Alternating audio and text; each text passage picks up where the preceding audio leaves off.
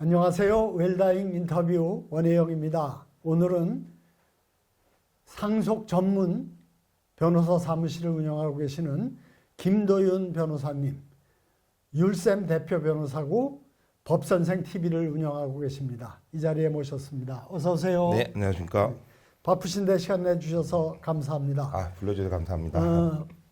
법선생 TV는 어느 정도 기간 운영하셨어요? 저희가 2011년에 시작해서 이제 한 4년 정도 됐습니다. 네. 주로 어떤 분야에 대해서 많이 다루시고 또 청취하는 분들 관심이 많나요? 저희 법선생 TV는 딱 상속 사건에 관해서만 저희가 운영을 하고 있습니다. 그래서 뭐 상속재산 분할, 유류분, 뭐 유언 대용 신탁 이런 상속과 관련한 문제에 대해서만 저희가 영상 올리고 있고, 그러다 보니 주 고객층이 아무래도 이제 이 상속에 관심이 있으신 40대, 50대 분들이 많으십니다. 그러니까 상속을 해줄 사람보다 상속을 받을 사람이 더 많이 관심이 있나요? 아무래도 이게 주시는 분은 그냥 이제 본인 걸 주시니까 네, 이게 공평하게 어떻게 나눌지를 네. 고민하시지만, 받으시는 분은 내가 받을 수 있을지 없을지 약간 그런 궁금증이 있잖아요. 그리고 그 상속 재산을 미리 부모님께서 뭐 분배를 하셨는데 이게 공평하게 되면 참 좋은데, 아무래도 이제 그 열 손가락 중에서도 제일 안 아픈 손가락이 있고 아픈 손가락이 있지 않습니까? 그런 식으로 부모님께서 본인이 더 아끼는 자녀한테 재산을 많이 주면 이제 어떻게 하면 이 재산을 내가 공평하게 받을 수 있을까? 못 받은 입장에서 그런 것들을 문의하는 분들이 많으시죠. 그러니까 상속이 이루어지면 네. 그 결과를 보고 아버지가 형한테 많이 주고 나한테 덜 줬네 알 수 있는데 네. 상속이 이루어지기 전에는 알 수가 없는 거 아닌가요? 근데 요즘은 예전에는 저희가 이제 상속 사건을 한 10년 정도 했으니까 예전에는 돌아가시고 나서 분쟁이 많이 있었는데, 요즘은 그 트렌드가 돌아가시기 전에 오히려 뭐 상속 설계를 한다든지 아니면 돌아가시기 전에 이제 뭐 증여나 유증 이런 부분에 대해서 오히려 이의 제기를 하시고 이걸 어떻게 되돌릴 수 있는가, 아니면은 나중에 부모님 돌아가시면 어떻게 본인 몫을 찾을 수 있는지 이쪽을 좀 더 많이 궁금해 하시더라고요. 그쪽이 또 분쟁이 터지기도 하고요. 그러니까 그 경우는 상속을 할 분과 받을 분이 같이 의논해서 얘기하는 게 아니고 네. 받을 입장에서 지금 돌아가는 판을 보고 나한테 불리하네, 저 형한테 많이 줬는데 이건 상속도 어떻게 되나, 이런 거에 대한 궁금증이나 또는 대책을 어떻게 마련할까 이런 걸 관심 갖고 상담을 하나 보죠? 네, 뭐 여러 가지 케이스들이 있긴 한데 사실 뭐 부모님께서 어떻게 나눠주는 게 좋으냐를 물어보시는 분들도 많이 있고요. 부모님 입장에서 하시는 분들도 있고, 아니면 이제 자녀분 중에서 본인이 특별 수익 그 재산을 많이 받으신 분이 나중에 유류분을 안 뺏기려면 어떻게 해야 되냐 이런 상담도 있고요. 또 재산을 못 받으신 분이 오셔가지고 어떻게 하면 재산을 받을 수 있냐 이렇게 물어보시는 분도 있고요. 이게 각자의 입장에 따라서 이 다양한 이제 상속에 대한 궁금증들이 있으신 것 같습니다. 그러면 각각의 그 경우에 따른 어떤 대표적인 사례를 하나씩 소개해 주시면 좋겠는데요. 나는 많이 일테면 생전에 증여를 받은 거, 도움을 받은 거죠. 네네. 부모로부터. 네. 그런 경우에 이것이 유산 상속으로 갈 때는 내가 많이 받았으니까 불리하게 작용하지 않을까, 그런 거에 대한 대책을 물어보는 분도 있고, 네. 그렇지 못한 입장에서는 형한테 또는 동생한테 그 생전에 많이 부모님이 줬는데 그거를 내가 상속받을 때 그것까지 포함해서 나한테 불리하지 않게 받는 게 어떻게 하면 필요한가, 어떻게 할 수 있나, 이런 거가 있을 텐데요. 네. 뭐 하나씩 제가 말씀을 드리자면, 일단 상속 설계를 하러 이제 부모님들이 오시는 경우가 있습니다. 이제 그때는 이제 부모님께서 본인이 이제 아끼는 자녀 아니면 본인이 좀 도와주고 싶은 자녀에게 더 주고 싶어 하시니까, 그런 경우에는 어떤 방법이 좋으냐, 이제 상속 설계는 증여, 유증, 유언, 그리고 유언 대용 신탁 세 가지가 있는데, 사실 증여 같은 경우에는 이제 대표님 아시다시피 증여세에 문제가 있지 않습니까? 공제 범위가 크지도 않고 증여세를 바로 내야 되니까, 그래서 증여는 조금 꺼리는 편이고 보통 유언이나 유언 대용 신탁으로 많이 가시죠. 근데 유언 같은 경우에는 일단 간편하게 뭐 자필 증서로도 할 수 있고 공정 증서로도 할 수 있지만, 그게 돌아가시고 나서 피상속이 돌아가시고 나서 오픈이 되다 보니까 이 상속인들 간에 분쟁이 많이 생깁니다. 저희가 실제로 지금 하고 있는 사건도 부모님께서 유언을 하셨는데 유언장을 작성을 하셨는데 그때 치매 단계에 있으셨습니다. 치매 그때 MMSE가 한 18, 17 정도 되셨는데 이제 유언장을 통해서 재산을 받으시는 분은 우리 엄마가 그때 정상이었다고 하시고 그 반대쪽에서는 어머니 그때 치매라서 너가 엄마 데리고 와서 엄마 속이고 한 거다. 이 분쟁이 붙은 거죠. 근데 저희 쪽에서는 이제 유언장이 진실한 거다라는 쪽이어서 이제 그 유언장에 대해서 뭐 당연히 검인 과정에서도 그 체크를 했고 그리고 이후에 소송에서도 이제 어머님의 진료 기록이라든지 이제 주변인들 사실 확인서 등을 통해서 이 어머님이 유언을 할 당시에 의사 능력이 있었다, 정상적인 의사 능력이 있었다를 밝혔는데 그 과정이 쉽지가 않더라고요. 아무래도 지금 이제 고령화가 되면서 치매에 걸리신 어르신들이 많이 늘어나시는데 사실 제 개인적인 바람은 이런 상속 분쟁이 일어나는 가장 큰 원인이 결국 이 상속 재산을 공평하게 실질적으로 이제 공평하게 분배를 하지 못하고 갑자기 돌아가시거나 아니면은 이제 그 분배를 하시더라도 뭐 유언이나 유언대로 신탁 이런 걸 하시더라도 꼭 치매에 걸린 이후에 자녀들이 부모님을 모시고 가서 하는 경우가 많더라고요. 그래서 이 저희 웰다잉 운동처럼 미리 정신이 있으실 때 유언장을 계속 작성하시면서 뭐 유언장은 언제든 처리할 수 있고 변경할 수도 있는 거니까 그 정신이 있으실 때 본인의 의사에 따라서 상속 설계를 하시는 게 좋지 않을까. 네. 예, 그런 생각을 합니다. 아주 중요한 포인트를 말씀해 주신 것 같아요. 유언장을 어차피 쓴다면 네. 일찍 건강할 때, 그러니까 음. 지금 쓰는 게 좋지. 맞습니다. 꼭 시간 기다려서 건강이 갑자기 나빠지거나 그러면 그런 문제도 생기는데 네. 미룰 일이 없다. 그렇죠. 미루다 보면은 버나드 쇼가 했다는 말처럼 우물쭈물하다가 나이를 이렇게 될 줄 알았다 하는 것처럼 후회하게 되니까요. 네. 예, 그런 점에서 또 뭐 소개해 주실 만한 사례가 있나요?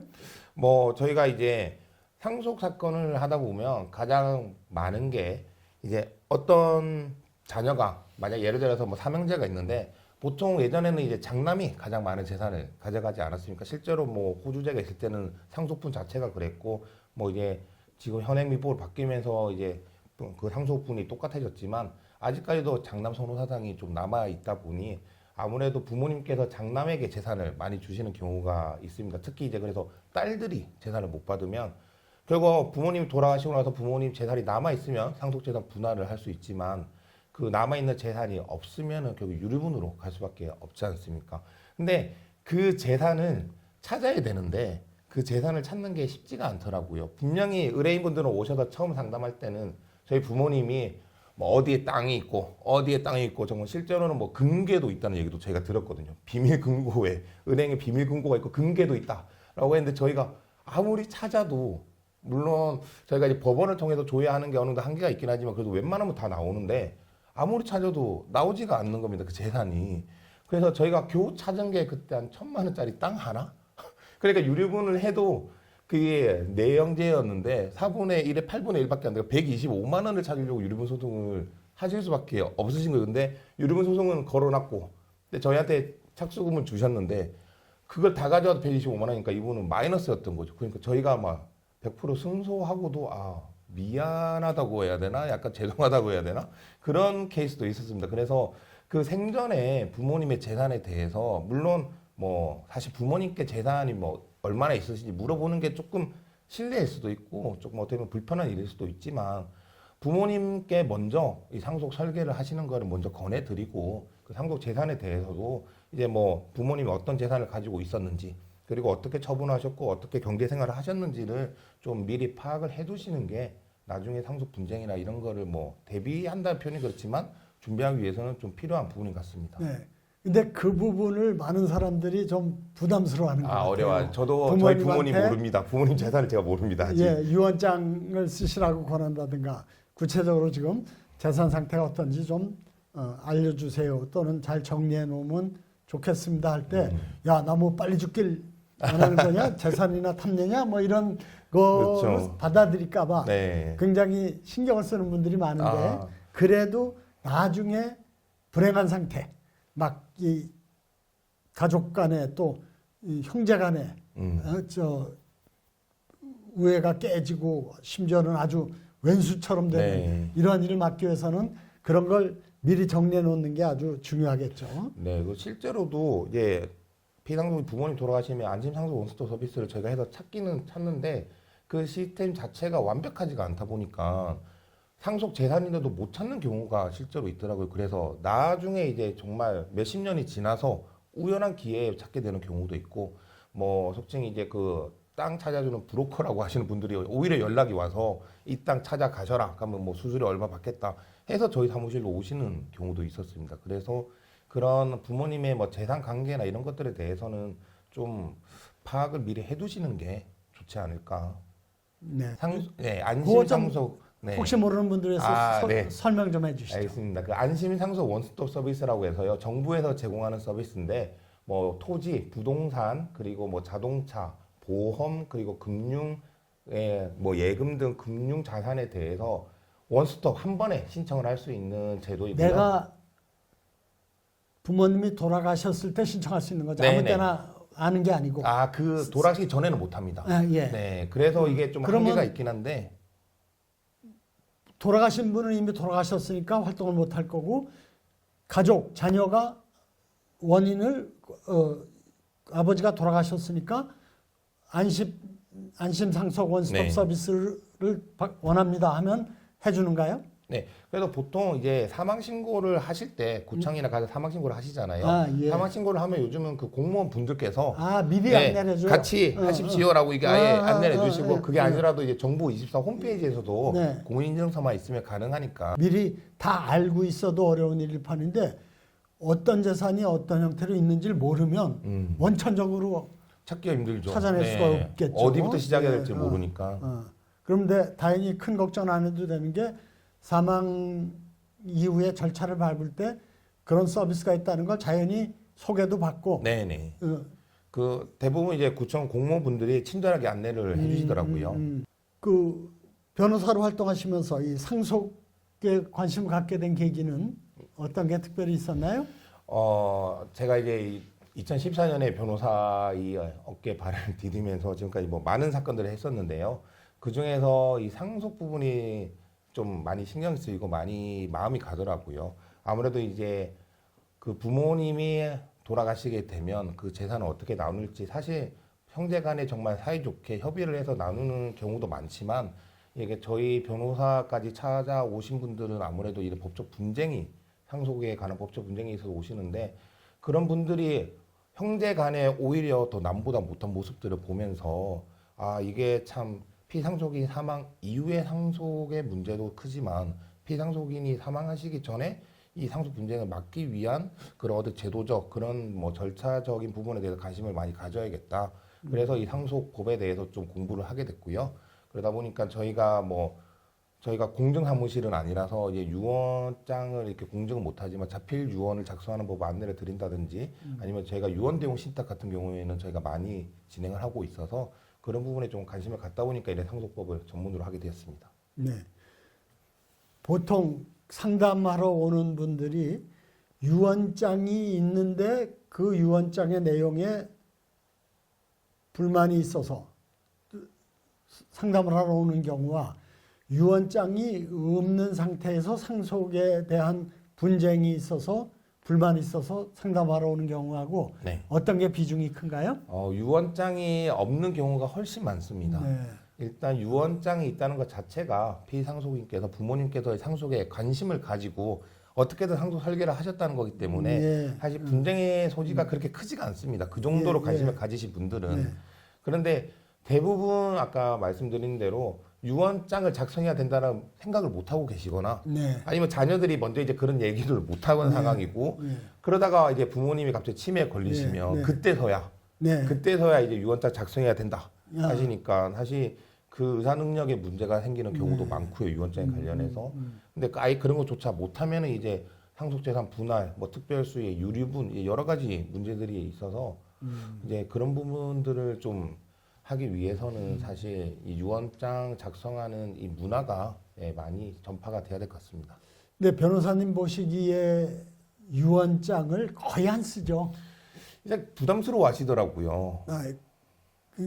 그러니까 남들도 다 안 쓰니까 나도 써야 될지 좀 망설이게 되고 그리고 부담스러워하는 이유는 예를 들어 어떤 것 때문에 많이들 부담스러워하실까요? 아무래도 이 유언장이 사실 제가 봤을 때 피상속인 부모님께서 자의적으로 자발적으로 유언장을 작성하는 경우는 많지 않은 것 같더라고요. 정말 재산이 많으신 분들이 아닌 이상은 대부분 자녀 중 누군가가 뭐 부탁을 하거나 아니면 약간 종용을 하거나 애원을 하거나 해서 부모님 작성하다 보니까 이게 아무래도 유언장을 작성해 달라고 하는 자녀가 자기가 조금 더 많이 가져가려는 의도가 있지 않겠습니까, 이게? 그러니까 이게 실질적으로 공평하게 부모님이 작성하기가 쉽지가 않죠. 특히나 부모님이 뭐 경제권을 쥐고 있을 때는 괜찮은데 어느 정도 이제 연세가 있으시고 하면은 아무래도 이제 자녀들한테 조금 이 주도권을 뺏기는 경우가 많아서 네. 오히려 자녀들한테 휘둘리는 경우도 많고 그러다 보니까 아예 그냥 유언장 작성을 안 하시려고 하는 경우가 많더라고요. 유언장을 작성했는데도 이렇게 상속 분쟁으로 이어지는 경우는 주로 어떤 것들 때문에 그게 원인이 돼서 분쟁으로 연결되나요? 뭐 첫 번째는 일단 유언장 자체가 정말 진정한 의사에 의해서 작성됐는지 여부가 문제가 됩니다. 이게 특히 이제 치매가 가장 큰 문제가 아까 되는데요. 얘기하신 네. 그리고 아무래도 이제 부모님이 치매에 걸린 상태냐 아니냐. 네. 대부분 저희 사무실에 오시는 분들도 사실 어느 정도 치매가 좀 있으시거든요. 예, 치매가 예, 아예 없으신 분은 없으신데 아, 그래요? 아무래도 이제 좀 이제 네, 연세가 있으시니까. 네, 근데 네. 아시겠지만 치매에 걸린다고 해서 무조건 정신 능력이 없는 건 예, 아니지 않습니까? 예, 의사 예, 능력의 여부는 이제 구체적인 상황에 따라 판단을 하는 거니까. 이제 아무튼 그런 이제 의사 능력, 치매 때문에 문제가 되는 경우가 많고요. 이제 두 번째는 이제 그 형식적인 부분. 특히나 이제 공정 증서이나 유언은 뭐 어쨌든 공증인을 통해서 하니까 그런 경우가 많이 없지만 자필 유언도 요즘 아직까지 많이 사용하시는데 자필 유언을 이제 본인이 직접 작성 안 하고 자녀가 이렇게 프린터 해온 거에 사인만 하신다든지 사실 그러면은 무효가 되지 않습니까? 그렇죠. 네. 이제 그런 형식적인 부분들 예, 예. 그리고 세 번째로는 이제 유언에 따라서 이제 유류분의 문제가 되겠죠. 예. 유류분. 네, 최소한의 상속분도 받지 못한 그 다른 상속인이 이제 그 유언을 통해서 받아간 그 상속인에게 유류분 청구를 하는 그런 소송이 네, 주인 그 같습니다. 유류분이 다툼의 주내용인 사례를 좀 말씀해 주실 수 있을까요? 네, 유류분은 워낙 이제 많이 알려져서 이제는 뭐 하겠는데 유류분은 만약에 피상속이 부모님께서 뭐 증여나 유증 유언 대용 신탁으로 이 재산을 처분해서 다른 상속인들이 최소한의 상속분도 받지 못했을 때 자녀의 경우에는 법정 상속분의 2분의 1입니다. 그래서 만약 4명의 자녀가 있다면 법정 상속분은 4분의 1이지만 유류분은 최소한의 상속분이기 때문에 8분의 1이 되는데요. 그거조차 못 받았을 때 청구할 수 있는 권리입니다. 다만 이 유류분을 청구하기 위해서는 이 상대방의 증여나 유증, 유언 대용 신탁을 받아서 재산을 가져갔다는 사실을 입증을 해야 되는데 사실 유증이나 유언 대용 신탁은 피상속이 사망 이후에 재산이 이전을 하니까 저희가 이제 눈으로 또 확인을 하기가 쉽습니다. 아까 말씀드린 안심상속 원스톱을 통해서도 재산이 나오는데 이 증여된 재산은 특히 이제 현금으로 증여된 재산들은 사실 이게 확인이 하기가 어렵기 때문에 이 현금의 꼬리표가 없지 않습니까? 그래서 이제 그런 부분들이 주가 돼서 이제 소송에서 많이 다퉈지게 되고요. 뭐 유류분을 이제 청구하는데 기간에 있어서도 그 1년 단기 소멸시효가 있기 때문에 그 부분에 대해서도 좀 다툼이 많이 생기는 편입니다. 근데 유류분은 워낙 강한 절대 규정이기 때문에 유류분을 유언의 내용이나 뭐 형식을 게 배제됐다 하더라도 난 유류분 한 번도 못 받았으니까 내 것 달라고 하는 거는 확실하게 이길 수 있는 확률이 큰 거죠. 아무래도 유류분이 민법상 권리다 보니 뭐 이길 가능성이 사실 승수율이 높기는 한데 이번에 이제 2024년 4월 25일에 그 헌법재판소에서 유류분에 대한 위헌 판결을 하지 않았습니까? 그때 이제 폐륜전 상속인에 대해서는 유류분 상실 사유로 규정해야 된다. 기여 상속인에 대한 유류분 반환 청구에서 기여 상속인에 대한 그 기여도를 준용하는 규정을 둬야 된다. 이런 부분이 이제 들어왔고 10월 31일까지 아무래도 이게 대체 입법이 되면 유류분에 있어서도 이제 그 부분이 주 쟁점이 되지 않을까. 네. 네, 그 헌재에서 위헌 판결 난 내용에 대해서 제가 소개해드리면 궁금해하시는 분들이 많아요. 그러니까 이 아들 또는 이 딸은 불효를 했으니까 한 푼도 못 주겠다고 할 때 어느 정도 구체적으로 그거를 표기해놔야 받아들여지느냐? 그냥 불효했으니까 한 푼도 안 줌 그걸로 되는 건지 구체적인 사실을 적시해야 되는 건지 그건 어떻습니까?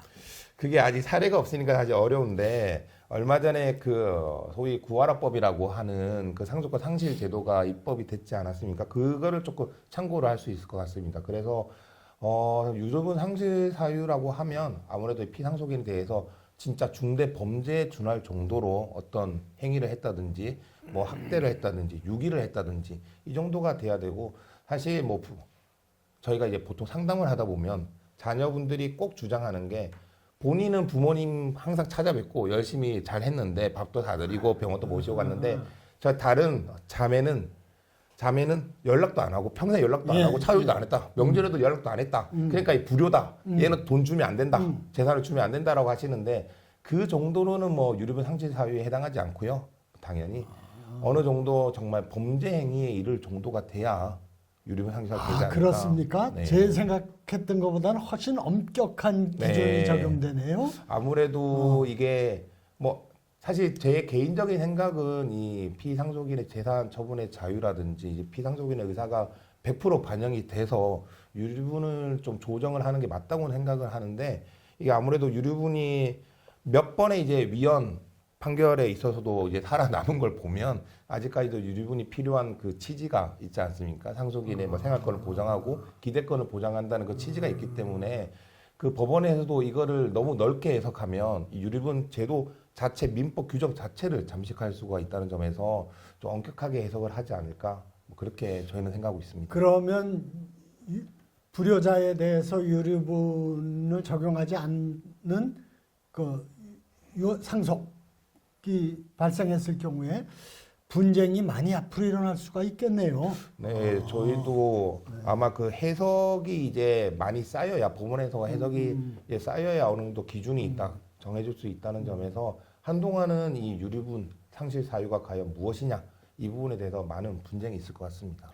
네, 그러니까 유언장을 쓰더라도 거듭 말씀드리지만 건강할 때 맑은 정신으로 써놔야 후유증이 네. 없는 거고 또 여러 가지 당연히 그 유언장을 쓸 때 유류분 등의 법률적인 요건을 잘 검토해서 거기에 맞춰서 써야 되겠죠.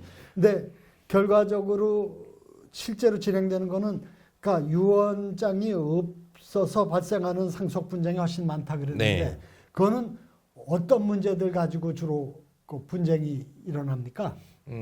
일단 상속 분쟁 자체가 크게 이제 상속 재산 분할과 유류분으로 이제 보실 수가 있는데요. 소송적인 면에서는 이제 뭐 유언이 있으면 당연히 그 유언에 따라서 재산이 배분이 되니까 이제 그에 따르면 되지만 유언이 없으면은 공동 상속인들이 상속 재산에 대해서 협의를 해야만 됩니다. 근데 이게 사이가 정말 좋은 형제 자매 간에는 이 협의가 원만하게 이루어질 수가 있지만 이게 조금 협의가 어려운 부분들이 있는데요. 그 두 가지가 있는데 첫 번째가 특별 수익이라고 해서 생전에 재산을 받아갔거나 아니면 유언이나 유언대용 신탁으로 재산을 받아간 상속인이 있다면 그 받아간 부분이 상속분의 성급이라고 해서 미리 내가 상속 재산을 가져갔기 때문에 이후에 상속 재산 분할 과정에서 그만큼을 공제하고 받아야 되는데 보통 받으신 분들은 그렇게 생각을 안 하시죠. 보통은 내가 부모님한테 이렇게 했다. 내가 병원비 내고 내가 부모님 뭐 맛있는 거 사드리고 선물해드리고 여행 보내드리고 했으니까 이건 당연히 내가 받아야 되는 거다라고 생각을 하시니까 이 상대방이랑 그 특별 수익을 받으신 분이랑 서로 생각이 다르고요. 그러다 보니까 이제 협의가 이루어지지 않는 경우가 있고요. 두 번째로는 이제 기여분 누군가가 부모님을 이제 정말 극진히 모시고 특별히 부양했다. 재산적으로도 특별히 기여를 한 경우에는 기여분을 인정받을 수가 있는데 본인이 생각할 때는 내가 정말 부모님께 잘했으니까 정말 부모님 뭐 요양원에 계실 때 모시고 했으니까 내가 재산을 더 가져가야 된다고 생각하시지만 다른 형제 자매들이 봤을 때는 야 당연히 해야 되는 거 아니야? 부모님한테 당연히 해야지 라고 생각을 하면 이제 기여분 인정이 안 되다 보니 이 상속재산 분할 협의 자체가 안 되는 경우가 많습니다. 이제 그러면 결국 그 상속재산 분할 협의가 안 되기 때문에 가정법원으로 가서 상속재산 분할 심판을 해야 하고요. 뭐 다른 하나가 이제 유류분인데 유류분은 말씀드린 것처럼 이제 최소한의 상속분도 못 받은 상속인이 청구를 하는 부분이고요. 이 유류분에 있어서도 이 특별 수익이 결국 문제가 되는데 이 모든 재산 그러니까 부모님으로부터 받은 모든 재산이 특별 수익에 해당하는 것이 아니다 보니까 이 재산 받은 게 과연 특별 수익이냐 아니냐, 그리고 그 뭐 재산의 가치는 무엇이냐, 얼마냐, 이런 부분에 있어서 이제 분쟁이 생기는 편입니다. 아, 부모로부터 내가 넘겨받은 재산이 다 특별 수익으로 간주되진 않는다고요? 네, 예를 들어 어떤 건가요? 보통 이제 많이들 얘기하시는 게 결혼 자금을 말씀을 하십니다. 아, 근데 결혼 자금이 정말 뭐 형제 중에서 불공평하게 한 명한테는 뭐 한 10억이 갔다. 다른 형제들한테는 뭐 한 1억씩 갔다. 그러면은 불공평 차이가 크니까 당연히 이게 문제가 되는데 규모도 크고요. 근데 비슷비슷하게 약간 이렇게 갔다면은 조금의 차이는 있다 하더라도 사실 이 부모로서 해줄 수 있는 어느 정도 사회 상규상 인정이 되는 부분이지 않습니까? 네. 이제 그런 것들이 있고요. 근데 뭐 교육비라든지 아. 뭐 약간의 뭐 부양료라든지 이런 부분이 사실 안 되는 부분이 많죠. 그러니까 그것도 다 당사자의 입장에서는 다툼거리가 되는 거네요. 아, 그렇죠. 네. 그러니까 어떤 경우에 그 교육비 예를 들어서 뭐 의과대학을 가가지고 2년을 더 공부했다. 뭐 그런 경우에 뭐 그렇습니다. 예. 해외 그래, 유학 가고 막 그런 그러니까 것들. 그렇지 않은 형제 입장에서는 우리 교육비보다 더 많이 받았으니까 그렇죠. 그걸 저 네. 감하고 해야 된다. 네. 뭐 이렇게 되는 뭐 거고. 맞는 말인 것 같은데 사실 그렇게 해서 의사를 만들었으면 예, 예. 어떻게 보면은 이제 맞는 말이긴 한데 이제 법원에서는 그런 것들 구체적 사정을 살펴서 과연 정말 공동 상속인들 간의 실질적 형평은 어떻게 맞추는 게 좋을까를 고민하다 보니까 이제 그런 뭐 일상적인 부분, 약간 상례적인 부분들은 좀 특별 수익에 포함이 되지는 않습니다. 그러니까 유언장을 썼으면 유류분 같은 걸 당연히 감안해서 썼을 거고 그러면 설사 좀 불만이 있더라도 그걸 재판까지 끌고 갈 실익이 없어지잖아요. 아, 그렇죠. 그런데 유언장을 안 쓰다 보니까 그런 것도 다 따질 거리가 되는 네, 거예요. 맞습니다. 이게 네. 유언장을 쓰실 때는 이게 좀 구체적으로 정말 뭐 이런 경위에서 이런 이유로 유언장을 쓴다. 그래서 내가 첫째한테는 어떤 이유로 이걸 주고 둘째한테는 이걸 주고 셋째한테는 이걸 주고 그리고 뭐 너희들 제발 싸우지 말고 잘 살아라. 너희들끼리 잘 살아야 된다. 이런 좀 구체적으로 작성을 하시면 좋은데 보통 이제 공정증서에 의한 유언 같은 경우에는 그 틀이 딱 정해져 있지 않습니까? 그냥 내 재산을 상속인은 누구한테 준다. 또 뒤에 그냥 상속 재산 목록만 붙이니까 좀 그런 부분들을 조금 더 구체화 시켜서 하시는 게 나중을 위해서라도 네, 좋을 것 같습니다. 그러니까 흔히들 유언장 쓰라고 권하면은 하는 말씀이 나야 뭐 달랑 집 한 칸 있는데 뭐 쓰고 그쵸. 말고 해 똑같이 나눠줄 건데 네. 근데 지금 말씀 들어보면 집 한 칸이라도 또 똑같이 나눠주더라도 유언장을 써야 주관적인 해석. 형은 결혼자금 더 많이 받았고 네. 또는 뭐 등록금 더 많이 받았고 또는 장사 미천 동생은 더 지원받았고 이런 걸 갖고 다 시비거리가 있게 마련인 거예요. 네, 맞습니다. 뭐 이게 사실 뭐 서울에 집 한 칸 있으면은 부자신 건데 네. 요즘은 어쨌든 재산이 있으시면 그것을 어떻게 나누실지 좀 고민을 하시고 그래도 부모님이 이걸 먼저 나눠 주시면 사실 자녀들 입장에서는 감사하게 이렇게 받고 수용을 할 수가 있지 않습니까? 이걸 유언장을 작성하지 않으면 결국 이걸 나누는 합의 과정에서 또 이게 분쟁이 생기고 그런 여지가 많으니까 가능하면 이제 유언장을 이 영상을 보시면은 지금 바로 당장 쓰시는 게 좋으시지 않을까? 네. 네. 예, 또 그런 점도 있는 것 같아요. 어쨌든 유언장을 써서 나한테 상속된 재산이 좀 불만이 있더라도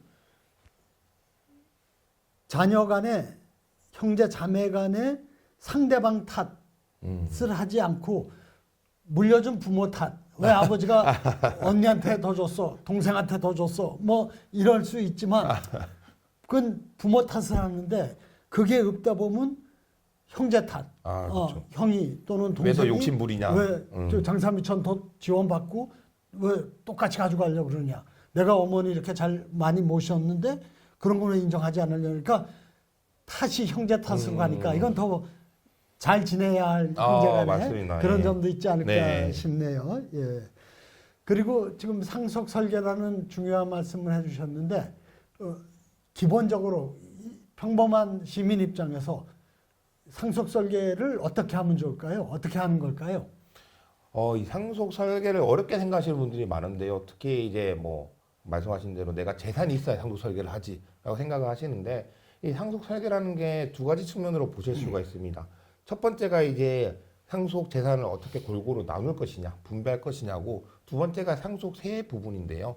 상속세는 지금 이제 상속세 자체가 많이 변화를 지금 앞두고 있기 때문에 사실 이 부분은 뭐 전문 세무사님께 좀 도움을 받으시는 게 좋고, 이 상속 재산을 어떻게 나눌지에 대해서는 이 상속 설계하는 방법은 크게 세 가지가 있는데요. 예, 증여, 유증, 그리고 유언대용 신탁이 있는데 각 제도마다 장단점이 있습니다. 이 증여 같은 경우에는 아무래도 지금 바로 제가 뭐 오늘 이렇게 제사를 드리겠습니다 하면 바로 가져갈 수 있으니까 확실하다는 장점이 있지만 증여세 부담이 크니까 그건 남한테 증여하는 거나 똑같은 거의 비율로 뭐- 증여세를 내야 되는 거 아닌가요? 네, 거의 자식한테 줬다고 좀 그거는 감해주는- 상관없습니다. 그냥 공제가 자식 같은 경우는 이제 5천만 원이 되니까 네. 근데 예. 사실 지금 이제 뭐 서울 집값이나 이런 거 생각하면 예. 5천 크지가 예. 않죠. 예. 사실 의미가 없을 정도니까 예. 이제 그런 부분에서 증여는 좀 단점이 있고 요즘 같은 경우에는 뭐 본인이 이제 좀 자유롭고 편하게 단독 행위로서 할 수가 있지만 이게 돌아가시고 나서 오픈이 되다 보니까 이제 법적 분쟁 가능성이 높고 또 이게 언제든 철회가 가능하니까 사실 불안정성이 있습니다. 그런 단점이 있고요.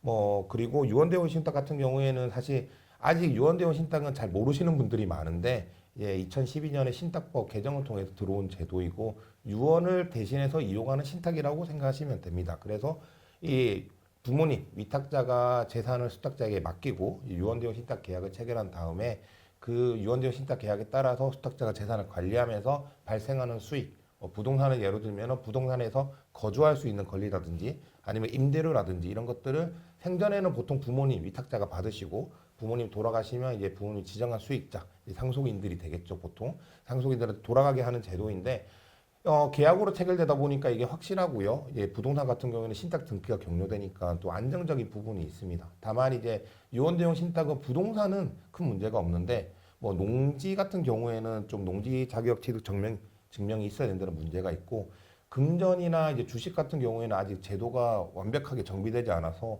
이제 금전을 유언대용 신탁하면은 국세청에서 이거를 증여로 의제를 하고 하는 경우가 있어서 이게 좀 법적 분쟁 가능성이 있다는 좀 단점이 있습니다.